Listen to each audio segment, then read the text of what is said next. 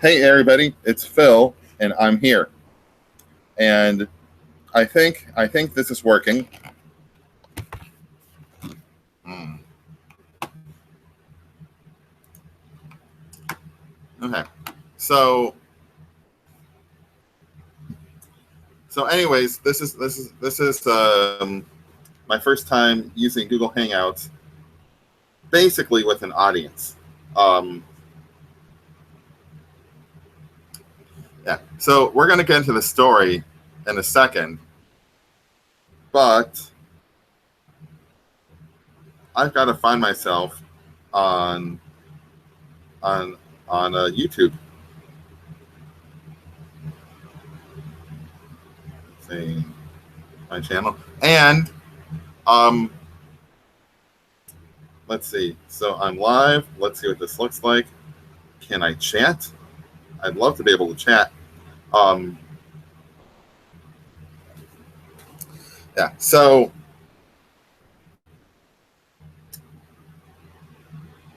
let's see. Here's the chat. Okay. Great. Okay. So I'm gonna chat now, and the chatting's important because when I did my test broadcasts, the one thing that I found that was a little nerve wracking was that sometimes sometimes my screen didn't look so good. And I'll just say it. I'll see if anybody chats. But um, what I discovered is that I, as a viewer, can choose the resolution of what I'm viewing.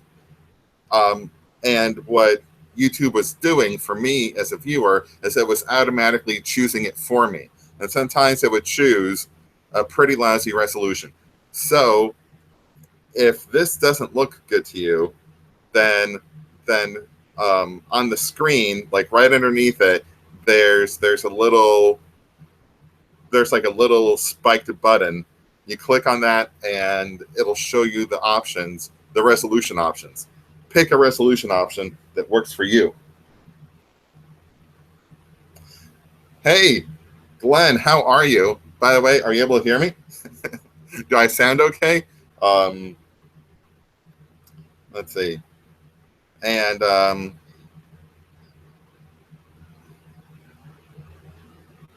yeah, that's pretty much my question. Um, so I'm gonna switch to my view of the story, and let's see. Yeah, um, yeah, and all I did is that I switched from Twitch to YouTube. I had thought about, and I hope you don't mind if I talk about this a little bit first. But before we get into the story itself, um, after Twitch and OBS drove me nuts, I remember that I had wanted to do this with YouTube before, but Twitch seemed way back when to be like maybe a better medium for creative. But considering all the stuff that Twitch has done to creative recently, I'm not so sure about that. And right now, I'm a beggar. I can't be a chooser. So here I am. I'm streaming from my Chromebook, and I guess it's working okay. Let's see. Yeah.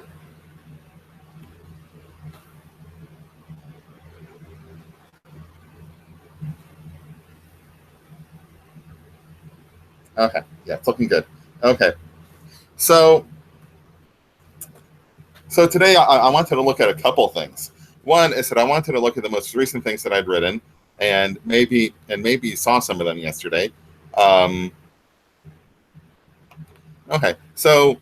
Um, so just to recap the story a little bit, Crace is this killer, this this um, this guy that you wouldn't want to meet in any circumstance.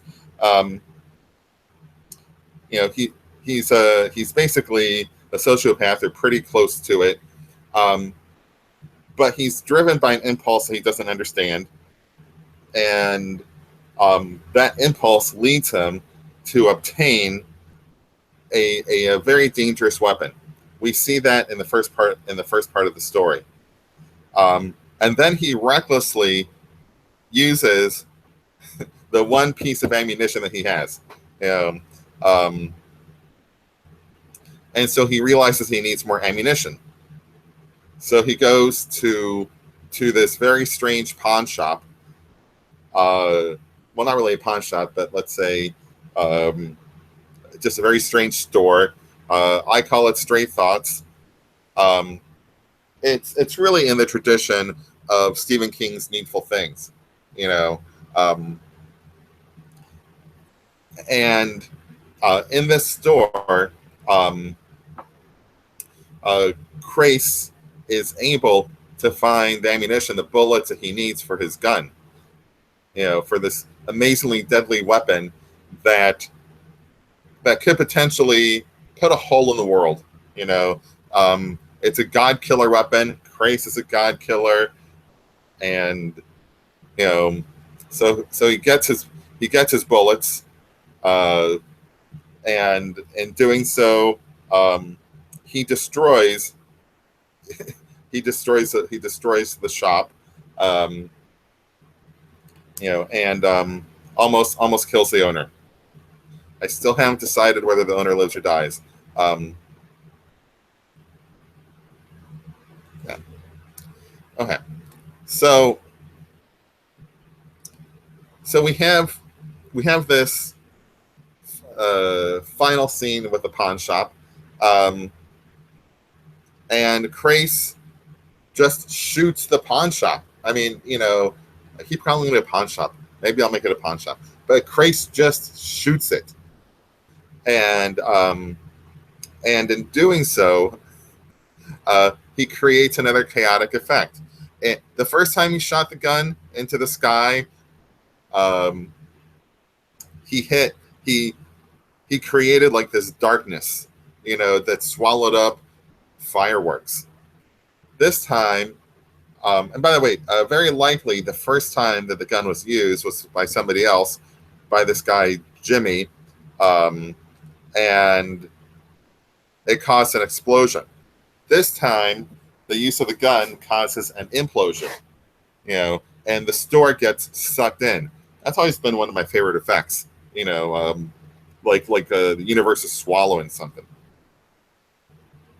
Yeah. So a Crace plays it smart.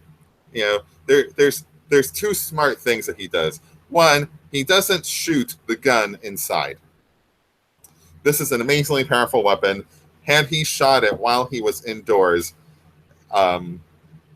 he might have been imploded along with the shop, and that wouldn't have been good.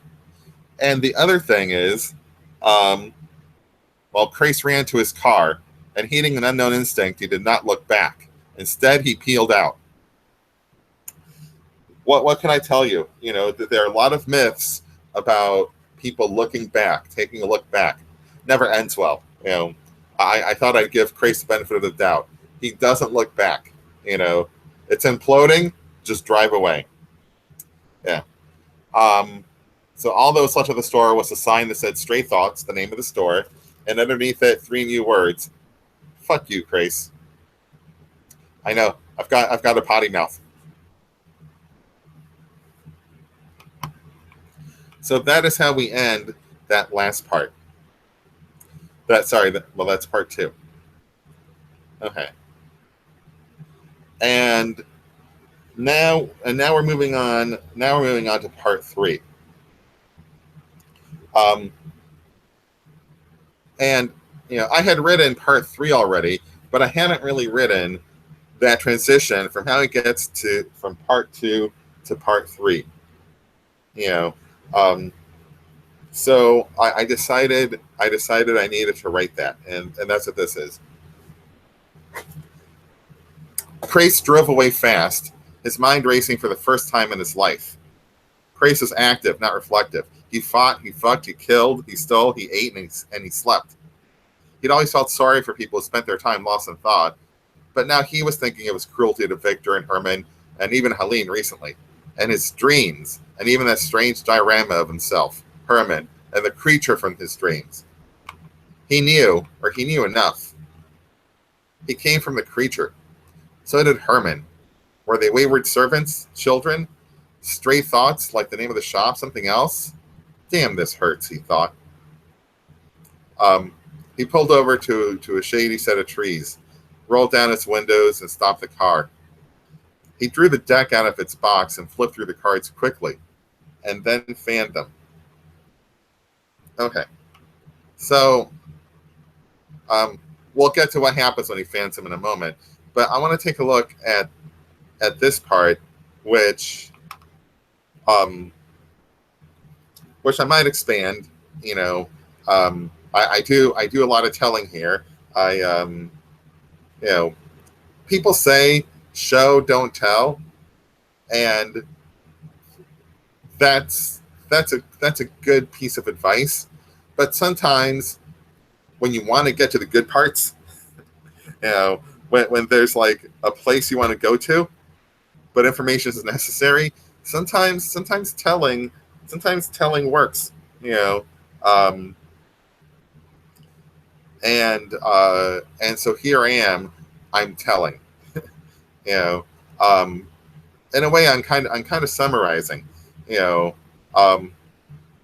if you've paid attention to the first two parts of the story, you'll see that this is true. I mean, you know, Crace doesn't think about stuff, and now he's thinking about things.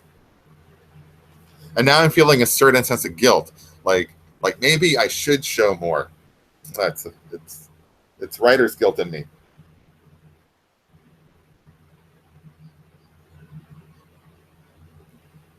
Oh, and so Zolerpy, I didn't. Zolerpy, hey Journey, how are you? Zolerpy, hello. I didn't think you needed to create a channel. I just thought you needed a Google, maybe not even a Google account.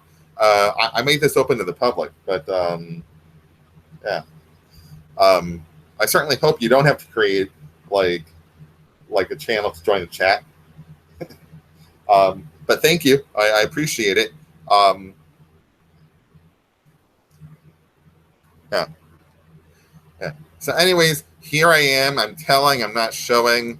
I'm feeling a sense of writer's guilt about that. You know, should I expand this too? You know, I don't know. You know, what I do know is that I got to finish writing. And then when I finish writing, I have to go back and put on my analytical hat and figure out how shit goes together. You know, yeah. So even though I've got that little writer's guilt that's saying, you know, show, don't just tell this stuff. You know, I got to put that to the side. You know, I got to concentrate on writing and finishing. You know, because it's really two different steps, and when writers mix up those steps, like bad stuff happens. You know, if you get analytical while you're writing, that leads to writer's block because you start to see everything wrong that you're doing, and you don't want to do that. You know, on the other hand, you know, that little guilt voice that's telling me to show more. I know somebody who's succumbed to that. That's George R.R. Martin. If you look at the later novels of his Game of Thrones series, you will see a guy who just kept on adding stuff. Stephen King's another one. You know, sometimes these writers just keep on adding stuff when they should have been more analytical. You know, so you know, so first you got to write, you got to put it all out there, and then you got to go back and revise, and then go through that process a few more times before the story's finished. But don't mix it up. You know. So, anyways, yeah. Crace is a creature of instinct, of action, not reflection, and now he's being forced to reflect, and he doesn't like that. So, He pulls over to that shady set of trees, rolled down his windows and stopped the car. He drew the deck, remember the tarot deck from part 2, out of its box and flipped through the cards quickly, and then fanned them. They blurred and became a series of moving images. He recognized them. It was his dream. A great beast with a large mouth and rows of jagged teeth and a cylindrical purple body with tentacles flew through the cosmos and landed on Earth, an old Earth, and the energy of its landing caused a great mushroom-shaped cloud of fire and lightning and dust, and from that cloud sprang terrible storms, and the ground shook where the beast had landed, and the earth was wounded, and it bled lava, and the yellow molten rock turned upon itself and formed a mountain, and the beast reveled in the chaos, and the beast ate the flesh of the dead and the terror of the living. And when the great beast was sated, it went to the mountain and saw a great lake at its heart, and it dove in, and it fell asleep, and turned the waters as black as the stars of its birth. But when it tried to wake, it could not, and instead it was in torment, neither dead nor alive, and after a time its thoughts invaded the world, and one of those, the strongest, was this: I want to die. And that thought became flesh, and now it had to return home. Let's see. So that thought is Crace. Dogs and cats living together, kind of bad. That's yes. I was going for a, I guess, a breathless biblical quality, ancient texts and all that, so I was going for that, and that thought became flesh, and now I had to return home. Crace scattered the cards, then he loaded the magazine with the remaining bullets, inserted the magazine back into the pistol, pointed the pistol at his head. I don't want to think anymore, he said out loud to no one, to the universe. But he could not pull the trigger. He tried pointing the trigger at his car engine, but he could not pull that trigger. Well, it's the same trigger, but he could not pull that trigger either. Yeah. By the way, again, for the same reason that it's pretty much suicidal to shoot this weapon in an enclosed space. Yeah. Instead, he felt pulled west to where the beast, the god, lay in eternal tormented slumber. Fine, thought Crace. Let's do it. He started the car, rolled up the windows, and drove west to Clearwater, Florida, to Pier 66. Hey, Journey, remember Pier 66?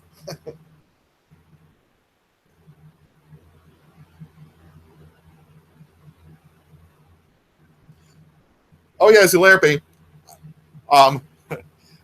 I know. Believe me, I see my mistakes. you know, yeah, I see them. And yeah, so, but also, like I said, I have to make the mistakes, and then I have to, I have to do the writing, and then I have to go back and decide, what worked and what didn't. You know, um, but first I got to do the writing, before I do the analysis of it. Yeah, or rather, the critique of it, I should say. Um,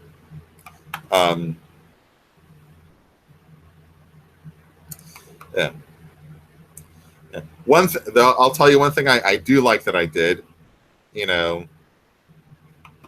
I like the contrast between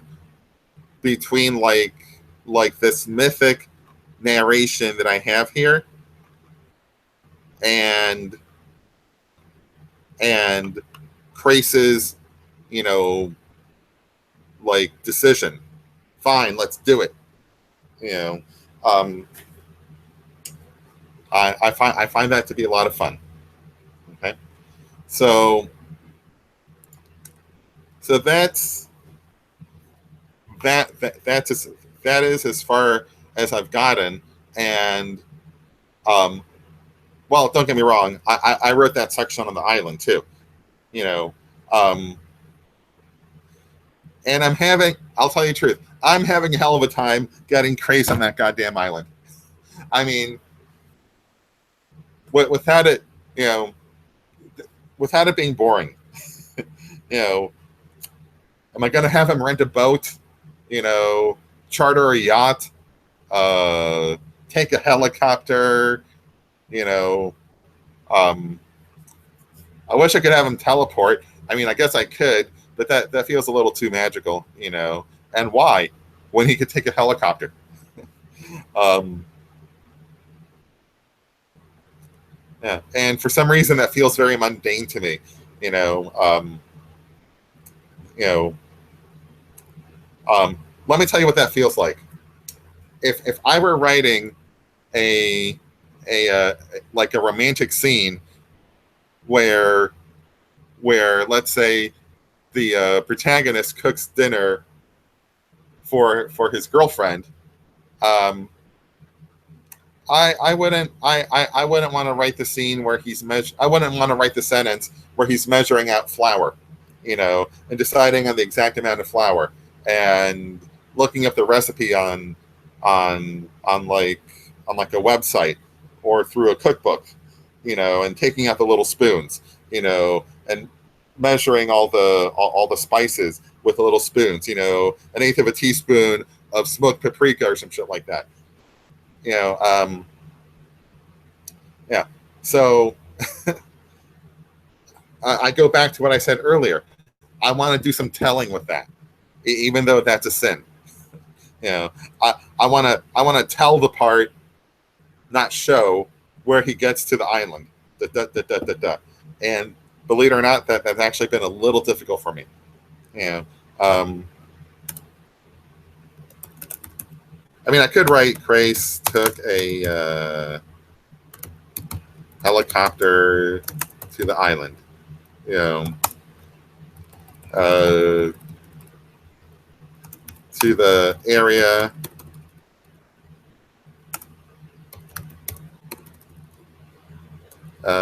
outside the island, whatever. Maybe to a mile outside the island. I could write that, you know, and then I feel like that's too boring. See, this is the analytical shit getting into my head. I should just write how he gets to the island and think and stop criticizing it. Um, Now, I also had another thought. I don't know if you know this about the Gulf of Mexico, but there is like a huge trench in the Gulf of Mexico. It's been called like the Grand Canyon of the Gulf of Mexico. And I'm like, how can I get that in here? Now that's a fun problem. What if it's not an island? What if he's got to go into the trench, deep into the trench? At that point, I'm using magic, or we just find out that Crace is so tough that he can't be crushed by the pressure of the ocean. You know.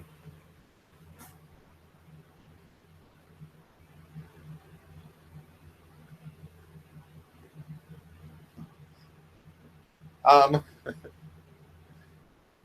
so, Journey asks, "Is this island a known bad place to be?" Yes, in the when I wrote part 3, I thought to myself, if the island exists in the Gulf of Mexico and it's like a Jurassic Island or something, that it's quarantined by the government, you know, since we have no Jurassic Island in our world, right? You know, so he has to sneak on to the island.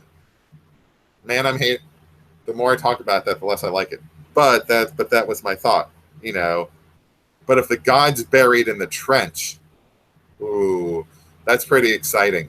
You know, you tell me, Journey. You know, a Jurassic Island or or a a trench, an underwater trench. Now I know it's supposed to be all black, but of course it's going to be bioluminescence and shit. Where's the light coming from? The god or something like that. I know he can steal a boat. Oh, and then something else like, well, let's talk about my laziness. Then I got to learn more shit about boats. I'm like, I have to learn stuff about guns. I have to learn stuff about boats. You know, maybe I'm feeling a little lazy. But the idea of a guide in a trench, I think, is pretty damn cool. You know,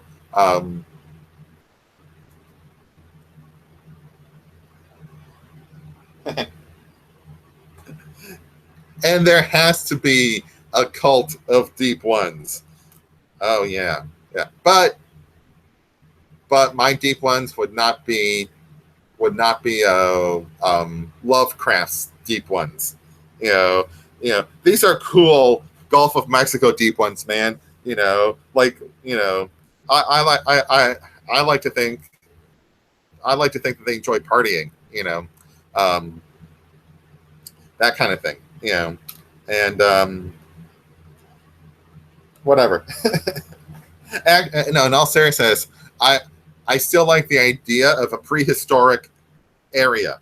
Like maybe the guide has kept this trench at its bottom prehistoric. His presence has slowed time. So there's all sorts of like strange animals that are real or were real like 100 million years ago, 500 million years ago, that still exist, in that trench that,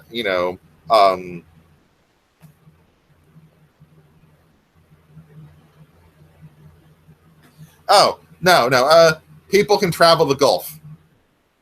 Journey, it's, anybody can travel in the Gulf. It's fine. Um,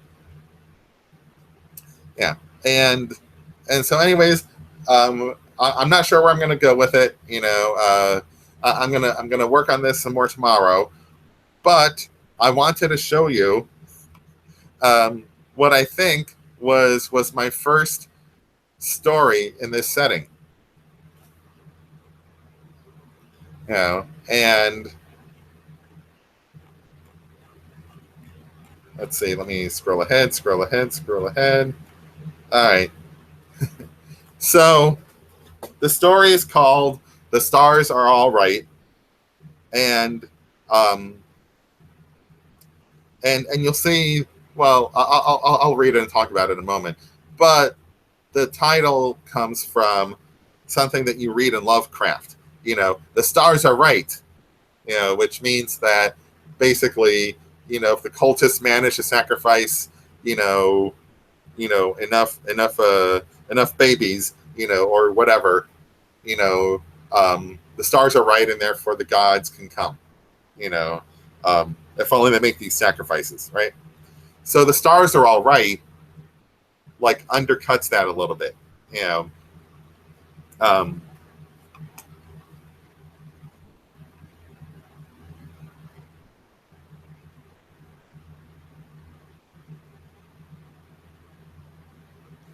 oh, well, okay. So before I go into the stars are all right, certainly the deep ones or the aquatic species can serve as a tour guide one way or another. But honestly, I imagine Krace to be like supernaturally tough.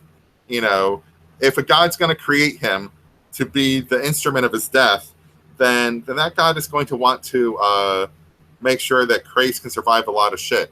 So, what if Krace can swim in the water? As well as the deep one. Yeah. But on the other hand, it wouldn't. Deep ones would be cool to meet. And so let's take a look. Let's see. Let's see what else you're all saying. the Bermuda Triangle. All I know about that is the cliched stuff, so I'm not going to use that. But and a tour guide. See, the deep ones as tour guides. That would be awesome. That could add a bit of levity. you know, until they discover what he's there to do. You know, it's yeah.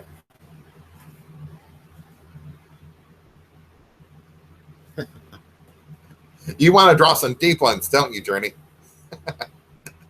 I can tell. Um, yeah. All right. So let's look at the stars are all right, and and the genesis of Godkiller, Burlap Daughter, and so many other stories. All right. Um, it was it was a clear water beach party. Uh, White sands, a cool breeze, a hot sun whose rays skipped off the clear water like perfectly cast stones, and young professionals in casual clothes drinking cheap beer. But this was a new world, and whether you could see them or not, the stars had changed, the new gods had come, and so even something as prosaic as a party changed too. More drinking, more fighting, more nudity, more groping, more sex, and everyone chanting, "Fuck yeah, Heimar!" A little bit about the Heimar.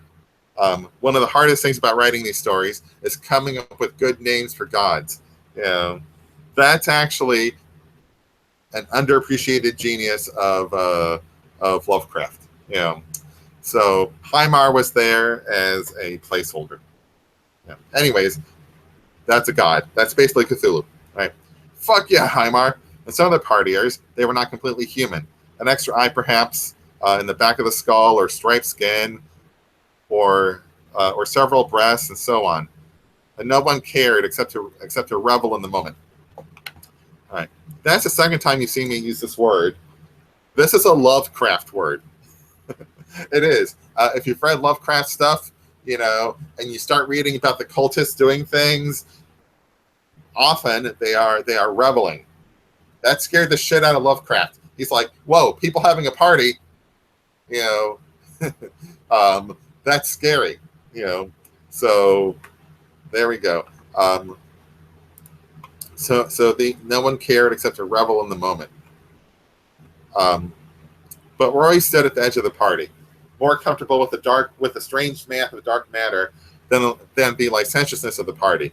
He was straight edge, no alcohol or other drugs, exercised daily, read all the time. But he was at the party anyway, staring at the surf, contemplating the cosmos, thinking about going home, berating himself for letting a couple of his colleagues, not even the physicists, talk him into going. When Tim, one of those colleagues, approached him, "Roy, man, you got to do your thing." Roy sighed, and then the water rippled, and a figure rose from it, a woman. She was tall, human-like, more or less, but her skin was a pale lavender, and her hair was a mass of thin tentacles, darker than her skin, but still violet. Her eyes were black and large, and she was wearing a dress of seaweed and shells. Journey drew something like this. I liked it. Purple chick on the beach looking back. A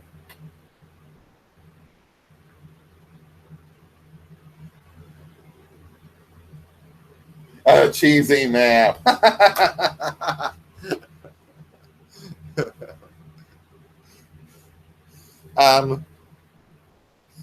I might find a way to put a map in there, Journey. All right. Yeah. So, oh yeah, and the Bermuda Triangle. Right. The, you know, um, so we have a map and we have a secret. And how do those interplay? And which way do I go? I'll ponder that. So everyone but Roy stared, that is, at this woman.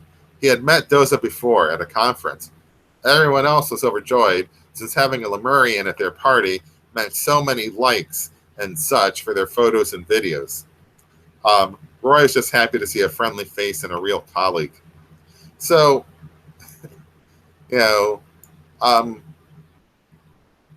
you see, well, I'll talk about it in a moment. She walked to Roy and knelt in front of him. "Listen, mortal, time is of the essence. I am but a little mermaid, and if you don't marry me, I'll just dissolve into foam and die. He laughed, and so did she. Seriously, the seers have foretold that you will call on Hymar. Seers, Doza? Her people had seers, potent sorcerer scientists, but Roy doubted that he merited their attention. Okay, Chad sent me a text, but I can't wait. And then the chant started. Roy, Roy, Roy. Someone yelled, do it and I'll suck your dick. Doza stuck her black tongue out at him suggestively and waggled her hair in the same way. Go on, Roy. In my culture, callers just get fame, respect, and wealth. Here, you get blowjobs.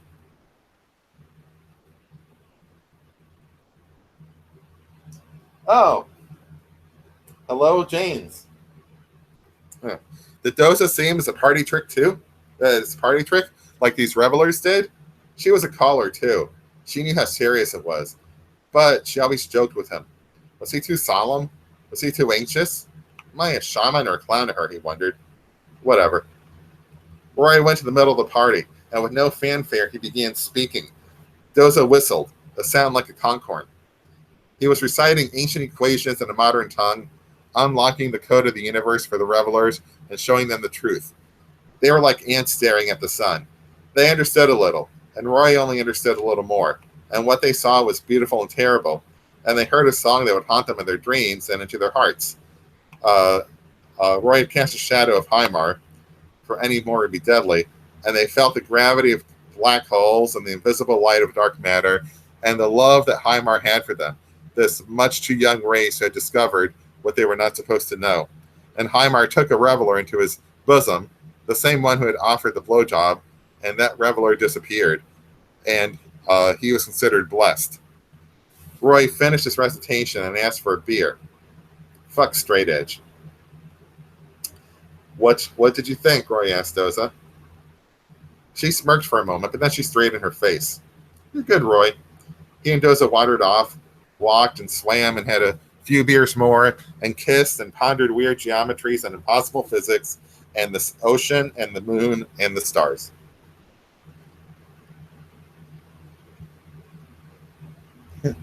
So, this story, which I do want to expand and revise, though I'm pretty happy with the way it works. You know, this story is a refutation of Lovecraft's fears. I use Lovecraft's tropes, but I deny his themes. That is, there is an alien space god. His name is Hymar, and there are cultists. We see them, and humanity is a young race. We don't understand the gods. We are like ants beneath them. And even the high priest, or as close as you're going to get, like Hymar, doesn't really understand them much either. But he understands a little more. But people are the same. And people are the same.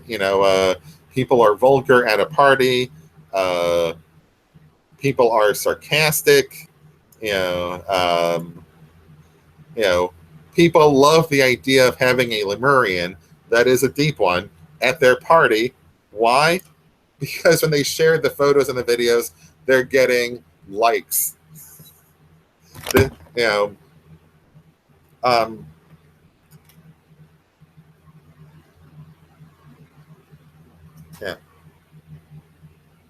Yeah. So basically, I thought what would happen if humanity remained pretty much the same, if we were still human after interacting with the Lovecraftian gods and the mythos, and what better way to show that than by showing people having a good time and having a good time at this party, that in which they summon a god, sort of. You know, um, he doesn't go. Roy doesn't go all the way. You know, you know.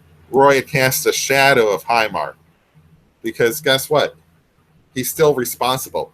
You know, it's good to see the god a little bit, but kind of like when you know, during an eclipse, like you shouldn't stare at it, you know, because you'll go blind. The same thing happens here. Um, yeah. So in this universe, um, we also have something like Godkiller, you know, um, in which in which uh, in which the god plays a much more direct role. But even then, you know, the god is not trying to destroy the earth, or its presence doesn't destroy the earth. You know, you know, it's still possible to write a horror story because Godkiller is that in this world without having to assume that, you know, humanity's going to die the moment they take a look at Cthulhu. In fact, to be fair to Lovecraft, the first time we see Cthulhu, a dude rams a boat into him and manages to get away. A couple other people die, but you know, even Lovecraft didn't take the nihilism completely seriously. You know, I think it's his proteges that just kept on hitting that nihilistic button, you know, harder and harder and harder. Yeah. Um, yeah. So anyways, you know, I wrote, you know, I like writing in this universe because it lets me do a lot of special effects kind of stuff. Um, and it lets me tell a lot of different kinds of stories, whether it's something like a fairy tale, like um, you know, an old-fashioned fairy tale, the mean ones, like Burlap Daughter, whether it's a slice of life kind of romantic thing, and the stars are all right, whether it's horror action like in Godkiller. Um, and you want to know something? I wrote another story, um, which I have to workshop. So I'm going to be workshopping it with you guys pretty soon. And it's about somebody who was snatched. Let's not forget that at this party, somebody was taken away by Hymar. Hymar took a reveler into his bosom, and that reveler disappeared. So I wrote a story about another character who was taken by a god, and she manages to get away. Um, and like I love the story, but I've had the hardest time with it. So when I finish Godkiller, I think I'm going to work on that next.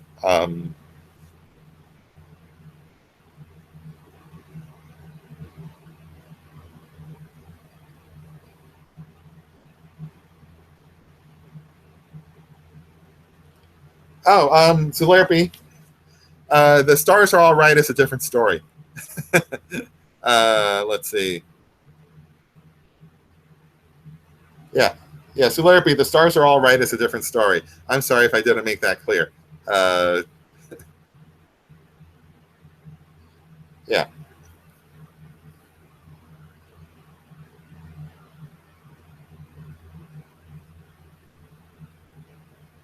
And or do you mean that there's a drastic change in mood between a story like Godkiller and a story like The Stars Are All Right? Um, well, my premise is that humanity remains the same, and Crace at least is built in imitation of humanity. The better to find what he needs in the world, um, or who knows, maybe he was a worshiper, you know, um, who was transformed. But whatever the case, humanity remains the same, you know, And that means that you have people who have beach parties, but uh, you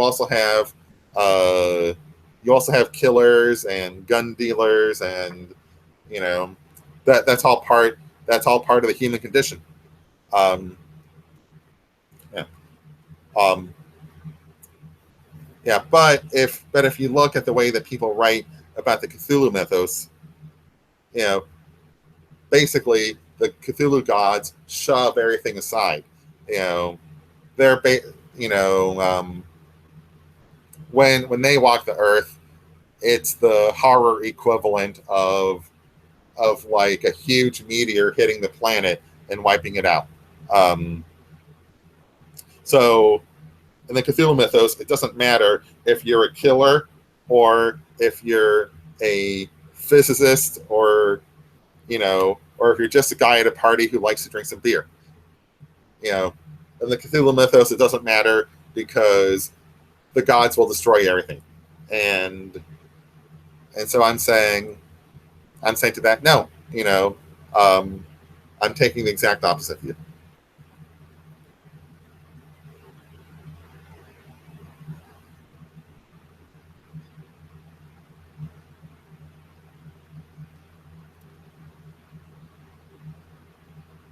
Okay, that confuses me, Larpy. YouTube has a feature that if you touch a control, it kills the sound. So this is not a part of Godkiller? Oh! Is the sound still working? I certainly hope so. Hello? Okay, the sound is still working. Okay. Um, no, it's not Larpy. Those are two different stories. Those are two different stories. Um, yeah, it would be it would be really hard to mush them together. Like they could follow each other in a book, you know, but I couldn't mush them together. It's into one story. Um, Maybe a novel. I start with the stars are all right, and then Krace comes in and kills everybody. You know, Something like that. No, what I was saying is that I wanted to show you the origin. Like, yeah, sorry about that. I didn't mean to confuse you. Um, all right. Well, that's pretty much it for tonight. I'm glad this worked. Uh, I'm sorry if I confused you with these two different stories, but